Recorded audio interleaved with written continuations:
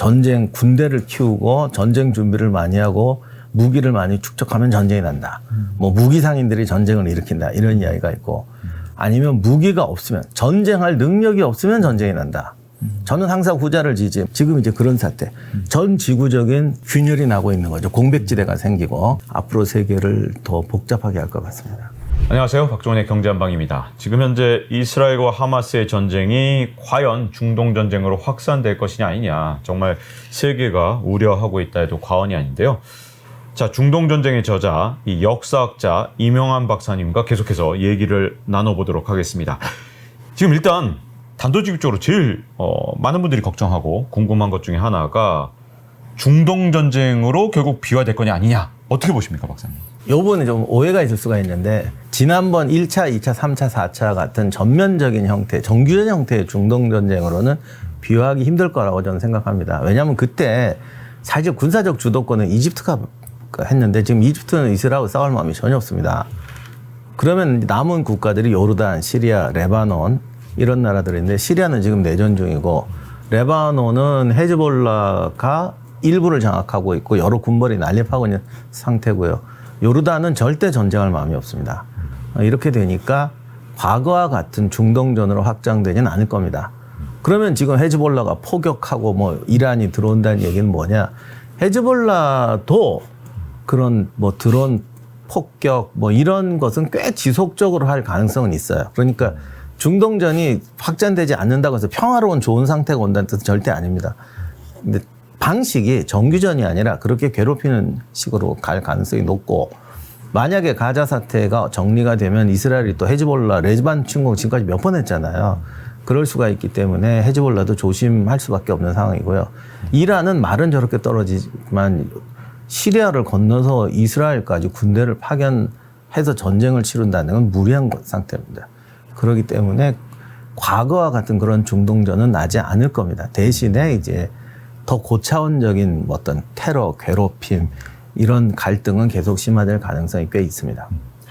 혹시 이제 이스라엘이 가자 지구에서 오랫동안 작전을 피거나 아니면 또 다른 걱정 중에 하나가 민간인들이 많이 희생될 경우 그러면 이게 말씀하신 대로 전면전이 아닌 다른 형태의 뭐 경제전이라든가 뭔가 지금까지 하지 않았던 다른 방식으로도 가능하게 될까요? 어떻게 될까요? 일단 가자 문제는 지금 당장 뭐 군대가 들어가니 어제 좀 들어가니 많이 하는데 그런 전투적인 양상과 그 이후에 벌어질 이스라엘의 뭐 군정 통치 같은 계엄 체제라고 할까요? 간접 통치라고 할까요? 그런 두 시나리오로 나눠서 볼 수가 있는데 일단 전쟁 부분에서는 이게 좀 고민스러운데 처음에 저는 이렇게 생각했어요. 그 네타냐후 정권이 지금 이게 이 사태 끝나면 이거 책임론도 크고 문제 심각하거든요. 그리고 지난번에 그 이스라엘 내에서도 네타냐후 개혁 때문에 엄청난 반발이 있었지 않습니까? 네. 그러다 보니까 어쨌든 자기가 이 책임으로 해결을 해야 좀 만회가 될 수가 있으니까 하마스 상대로 공격을 하는 데 있어서 가시적인 노력, 가시적인 성과를 보여줘야 됩니다. 그러다 보면 꽤 강경진압, 전투도 감행해야 되는데 이렇게 돼서 민간인 희생자가 커지면 사실 이스라엘 사람들이라고 다 초강경론자도 아니고요. 강경론자라고 해서 민간인 죽여도 된다 이렇게 말하는 사람도 그렇게 많지 않아요. 그러다 보니 네타냐후 입장에서 이게 참 애매한 거죠. 뭔가 가시적인 성과를 내보내야겠는데 그렇다고 해서 민간인 희생을 방관할 수도 없고 아무튼 그런 상태에서 어떻게 전투를 하느냐로 지금 굉장히 고민을 많이 하고 있을 텐데 제가 전에 예측하기는 일단 예비군까지 동원했으니까 뭔가 좀 크게 보이는 척 공격 작전을 피면서 일부 지역에서 뭐 건물도 무너뜨리고 터널도 붕괴시키고 이런 좀 초토화 작전 비슷한 걸 하고 또 그러기 위해서 주민들 피난하라고 또 경보를 계속 했고요. 그러나 올해는 못하니까 어느 정도 그 군사 교두보 같은 걸 확보한 다음에는 괴롭히기 작전으로 가면 가자지구 팔레스타인 주민 중에도 변절자도 나오고 이게 고통받는 사람도 나오거든요. 그러면 결국 내부 정보망을 통해서 거점을 공격하고 특공대 투입하고 이런 식으로 지속적 장기전으로 하지 않을까. 요건 꽤 장기전으로 할 것 같아요. 왜냐하면 네타냐후 입장에서는 내가 지금 가자에서 계속 싸우고 있다라는 걸 보여줘야 이스라엘의 분열이 나지 않으니까. 가자가 이제 완전히 끝났다 그러면 바로 탄핵 들어올 거란 말입니다. 그래서 아마 좀 장기전으로 가야 되는데 대규모 군대를 동원한 장기전은 정말 심각한 문제를 일으키니까 초반에 어느 정도 형식적으로 하고 팔레스타인 내부를 동요시켜서 이제 특수작전이나 뭐 거점 이렇게 핀포인트 작전을 하면서 가자 지구에 대한 통제를 계속하고 서서히 하마스를 말려 죽이는 이런 식으로 가지 않을까. 그러면 시간은 좀 꽤 갈 것 같긴 한데 우리가 생각하는 어떤 전면전 상태, 가자 지구의 어떤 전체에서 벌어진 엄청난 시가전 이런 것은 좀 짧게 끝날 수도 있다고 봅니다. 그러면 이 이스라엘의 장기적인 작전에서 가장 중요한 것 중에 하나가 팔레스타인의 어떤 보급로 이걸 계속 닫아놓고 고사시키는 작전을 쓰는 게 이스라엘한테 유리할 수 있고 대신 인도주의적으로 야 이거 팔레스타인 민간인들이 이렇게 정말 구호품 진짜 먹고 살 거 식량 또 물도 없어서 이렇게 정말 피해를 받는 게 맞느냐라는 또 국제적인 인도적인 시각을 해서의 비판 여론 이게 이제 이스라엘이 앞으로 겪게 될 양쪽의 문제일 것 같은데 그러면 그럴수록 세계적으로는 라파 통행로에 대한 관심도 커질 것 같고 라파 통행로를 통해서 구호품이 계속 들어가겠느냐 아니면 한시적이겠느냐 이런 것들이 문제가 될 것 같은데요. 그러니까 이스라엘이 어떤 전투적인 양상은 좀 빨리 끝내고 장기간의 통제와 어떤 하마스에 대한 핀포인트 작전은 오래 지속할 거라고 말씀드렸는데 개헌 같은 분위기를 지속하려면 주민들을 고사시켜서는 안 되죠. 이 가자지구 문제는 절대 주민이 고사하면 안 된다. 전투 중에 일어난 피해까지는 사람에 따라 인식의 차이가 있겠지만 어느 정도 감수할 수 있다라는 게 이스라엘 입장에서 하더라도 장기적으로 고사시키는 인종 청소는 할 수가 없는 거죠. 네. 그렇게 되니까 오히려 강경책으로 나갈 때는 어떤 과도 정부를 세우고 실제로 가자 주민들은 전투로 인한 죽음보다 이제 이게 장기간 통제로 가게 되고 하마스와의 대립이 계속되면 식수, 주거 이런 문제로 죽는 사람이 훨씬 많습니다. 이런 문제를 이스라엘과 어떤 과도 정부가 틀어지게 되면 그 구호물품 정치가 되는 거죠. 참 잔인한 얘기지만 옛날에 그 독재자들이 그런 말 많이 했잖아요. 사람들은 먹고 살게 되면 오히려 반항을 한다. 네. 살기가 힘들어지고 매일 물 배급을 받고 살아야 되면 오히려 복종할 것이다. 지금 이스라엘이 이런 식으로 가지 않을까 저는 싶습니다. 자, 이런 상황에서 이스라엘 같은 경우는 내부에 또 강경파들의 목소리가 크잖아요. 뭐 하레디라든가 시오니스트 이런 사람들 중에서 아예 가자 지구를 싹 비우게 해야 된다. 이렇게 진짜 강경한 목소리, 약간 인종 청소 같은 그런 약간 좀 굉장히 강경하다 이런 느낌이 들 정도인데 이런 목소리는 혹시 또 이스라엘에서 커지지 않을까요? 아무리 그렇다고 해도 그렇게까지는 못할 거예요. 그리고 이스라엘이 유지되는 데는 전 세계의 유대인 그게 꼭 유대인 금융 자본만이 아니고 유대인에 대한 또 오해가 금융만 하시는 줄 아는데 그 소유민도 굉장히 많습니다. 그런 유대인 사회의 역할도 있고요. 그리고 지금은 모르겠습니다. 원래 이스라엘 만들 때 유대인들 대부분 사회주의자들이었어요. 무정부주의자들도 많았고요. 히틀러가 유대인 탄압한 이유가 사회주의는 전부 유대인에서 나왔다는 거였잖아요. 네. 그렇기 때문에 또 그런 좀 반인권적인 것에 대해서 예민한 집단도 굉장히 많기 때문에 전 세계 어디에나 초강경파는 있습니다. 제가 이번에 댓글 보니까 우리나라에도 그런 분 많으시던데 그렇게 생각하는 분들이 있다고 해서 그게 꼭 쉽게 실현되는 건 아닙니다. 이집트는 왜 이렇게 가자지구 지원에 미온적인지 아니 거의 정말 하마스에 대해서는 아주 적대시하고 이 관계가 이렇게 된 데는 다 이유가 있겠죠? 그러니까 이스라엘이 독립하고 나세르가 이제 혁명해서 60년대, 50년대 말에 이제 정부를 세울 때 그걸 나세르 개인에게 돌려야 할지 잘 모르겠습니다만 이집트는 정말 고대부터요. 항상 두 가지 정책이었습니다. 우리가 아는 유명한 람세스 2세 이런 사람들은 시리아까지 되게 팽창한 게 있으니 시리아까지더라고요. 투드모세라든가 람세스 같은 이집트 최고 정복군주들은 시리아까지 와서 팔레스타인 지역까지 통치하는 걸 이집트의 최고의 번영이자 안정된 상태로 생각을 했습니다. 그때 나세르도 시리아와 한때 연합정부까지 만들었었잖아요. 그래서 그런 아랍 연맹인가 그런 국가를 만들려고 했었죠.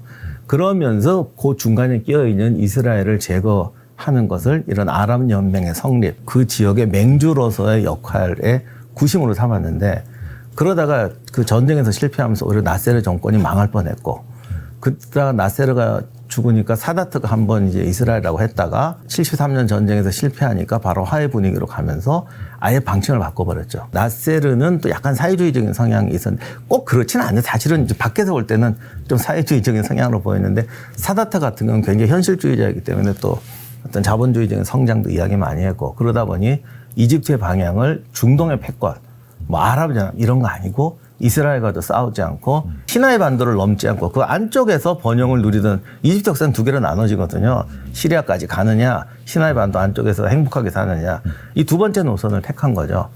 지금까지 그 노선이 이어지고 있습니다. 네.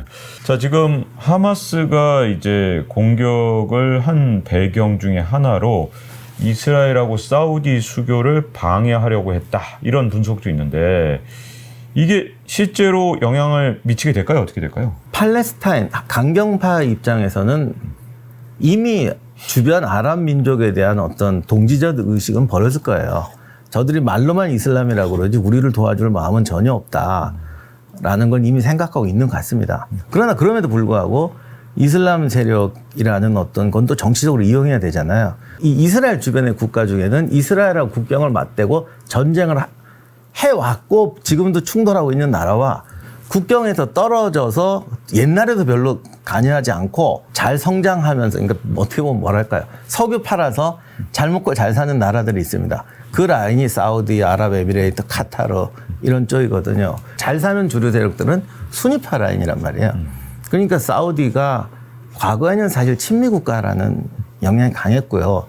그 아랍 반란 때도 사우디 지금 왕실은 아무것도 안 했습니다. 조용히 살자주의였는데 그 지역에 맹주가 되려고 하니 두 가지를 해야 됩니다. 일단 미국하고 척을 좀 져야 되고 주변 국가들이 경제적으로 보조금을 주는 건 안 돼요. 경제적으로 거래할 수 있는 하나의 어떤 경제적 시스템을 구축해야 됩니다. 저는 그런 것의 하나가 이번에 네오시티라고 생각해요. 그게 이스라엘 쪽 가까이 만들어지는 것도 결국은 사우디가 나서서 시리아나 이런 좀 지금 힘든 나라들에게 하나의 경제 벨트를 제공하겠다는 거거든요. 근데 이렇게 되면 팔레스타인 입장에서는 자기들에게 오는 건 또 없어요. 하지만 주변 자기들과 연대할 수 있는 과거의 전우들이 미운 전우들이 더더욱이 저쪽으로 빠져나갈 수가 있으니까 그런 점에서 사우디 수교에 대한 불만이 있는 것이고 사우디가 순위파의 맹주다 보니 그리고 헤즈볼라는 또 시아파고 시아파의 맹주가 이란이지 않습니까? 그러니 옛날부터 시아파는 순위파에게서 늘 마이너였어요. 그 유명한 왜 옛날에 중세 때 보면 그 암살단 이거 다 시아파 라인이거든요. 네. 그러다 보니 시아파들이 좀 투쟁적인데 그래서 이 순위파의 평화를 깨뜨리고 싶은 거죠. 네. 자, 그러면 이란은 이제 어쨌든 시아파의 맹주를 꿈꾸는 그런 나라다 보니까 이번의 사태에 대해서 어떻게 보고 있고 또 개입을 하게 되면 얼마큼 하게 될지 이런 것도 궁금해요. 이란이 굉장히 좀 맹주다운 말씀을 많이 하고 계십니다. 뭐 매일 코멘트도 하고 너희들 전쟁하면 우리도 전쟁한다. 시아파는 순위파하고 달라 항상 8대2 비율이었기 때문에 진짜 이 메소포타미아 지역의 맹주가 되겠다 이런 생각들은 잘 안 했던 것 같아요. 일종의 마이너로서 우리의 권역과 우리의 권리를 확보한다. 메인이 너무 세지거나 일방화적으로 관계가 되는 것을 거부한다. 이런 측면들이 강했거든요. 그러다 보니까 지금도 시아파의 맹주로서의 역할을 많이 하고 싶어 하는 것이. 그리고 순위파가 또 이게 미국하고 친한 나라들이 많지 않습니까? 그러니까 더더욱이 그 부분에서 이제 이란이 또 지금 미국한테 악의 축처럼 꽂혀 있으니까 우리는 정의로운 희생자 그리고 시아파의 투쟁을 지원한다. 그리고 이게 정의다. 세계 자본, 뭐 미국 이런 것에 대항하는 정의다. 이런 목소리를 높이고 싶고 또 지금 이란이 뭐 미국의 경제 제재에도 고통받고 있고 하니까 이 기회에 시아파를 해서 흔들므로 해서 자신의 존재감을 높인다는 것은 중동에서의 순위파와 시아파의 세력, 이란의 존재 근거, 그리고 대미 관계에서 이란의 어떤 위상, 이런 모든 점에서 이란에겐 손해볼 것이 없기 때문에 이런 맹주적인 발언을 계속하고 계신 것 같아요. 그렇다면 이런 발언을 하지만 직접적으로 개입하거나 헤즈볼라를 더 적극적으로 지원해서 정말 헤즈볼라가 이스라엘 국경에 더 많은 포격을 하거나 이런 쪽으로 유도할 가능성보다 좀 평화 쪽으로 갈 가능성, 이쪽 어느 쪽으로 보시는지 궁금한데요. 제가 이렇게 존댓말을 써드리는 거는 좀 네. 제발. 그러지 않을 거라고 생각해서 얘기하는 건데 네. 헤즈볼라도 지금 레바논의 군벌처럼 되어 있습니다. 과거처럼 떠돌던 세력이 아니에요. 그러니까 자기네 군사력을 이스라엘과의 전쟁에서 소모시키고 싶지 않을 겁니다. 그렇게 되면 헤즈볼라가 지금 레바논 집권당인데 연정이잖아요. 20에서 30% 세력인데 이게 10% 내려앉으면 군소정당으로 또 몰락하게 되고 지금 레바논의 주요 정파가 7개가 넘지 않습니까? 그러니 자기들도 자기 이걸 깎아먹고 싶지 않을 거예요. 만약에 이스라엘이 침공해서 헤즈볼라한테 패배해서 돌아갔다고 쳐요. 그렇다고 해도 헤즈볼라 세력이 3분의 1만 없어져도 레바논에서 위상이 흔들립니다. 그러니까 정말 정규전 사태는 바라지 않을 거고 너무 과하게 해서 이스라엘이 레바논으로 침공해 들어오는 건 바라지 않을 거고요. 이스라엘이 레바논으로 침공해 됐을 때 과연 이란이 개입해서 막아주거나 도와줄 수 있느냐? 그거 아니라고 봐요. 이란도 그렇게 되면 여러 가지로 곤란 문제가 생깁니다. 자, 지금 우크라이나 전쟁도 있는 상황에서 이렇게 또 중동 불안까지 오다 보니까 뭐 요즘에 우리나라가 갖고 있는 포탄에 이제 이런 이스라엘도 관심이 있는 것 같은데 문제는 이렇게 되면 전 세계적으로 포탄 비축량을 우크라이나 때문에 엄청나게 썼는데 또 사용하게 되는 것인가, 이게 영향을 줄 것인가, 이런 것도 궁금해지거든요. 며칠 전부터 중동전 확전 이야기는 좀 들어갔는데 이렇게 되면은 결국 이제 무기가 없다. 그렇다면은 전 세계에서 미국이나 슈퍼파워가 개입하지 못한다. 갑자기 제가 좀 원론을 좀 말씀드리자면 전쟁 이야기를 할 때는 항상 두 가지 이론이 있습니다. 뭐 전쟁 군대를 키우고 전쟁 준비를 많이 하고 무기를 많이 축적하면 전쟁이 난다. 뭐 무기 상인들이 전쟁을 일으킨다. 이런 이야기가 있고 아니면 무기가 없으면 전쟁할 능력이 없으면 전쟁이 난다. 저는 항상 후자를 지지해요. 물론 전반부로 인해서 나는 전쟁도 없다고는 할 수 없습니다만 억제력이 없으면 전쟁 나는 게 오히려 가장 보편적인 사태거든요. 지금 이제 그런 사태. 전 지구적인 균열이 나고 있는 거죠. 공백지대가 생기고 이것 때문에 중소 전쟁들이 마구마구 생겨날 가능성이 없지는 않은데 이제 우리가 걱정하는 이제 중국의 대만 침공이라든가 어떤 세계적인 전쟁은 이게 또 똑같은 모순이에요. 중국이 대만을 침공하면 우크라이나, 중동, 중국은 미국하고 유럽만 무기가 없는 게 아니라 중국도 무기가 없어요. 그렇기 때문에 오히려 이런 대규모 전쟁은 이젠 없어서 서로 없어서 일어나기가 힘든 상황이 아닌가 저는 이렇게 생각하고요.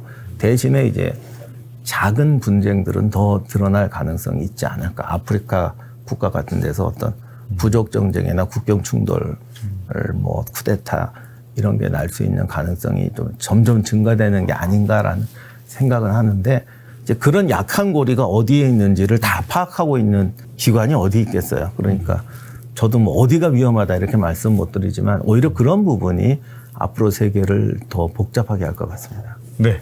자, 이렇게 이명환 박사님과 함께 현재 중동의 확장 가능성과 여러 가지 미래의 상황을 좀 짚어봤습니다. 이렇게 나와주셔서 감사드립니다. 네, 감사합니다. 네, 박종훈의 경제한방 이제 마칠 시간이 됐습니다. 다음 시간에 뵙겠습니다. 감사합니다.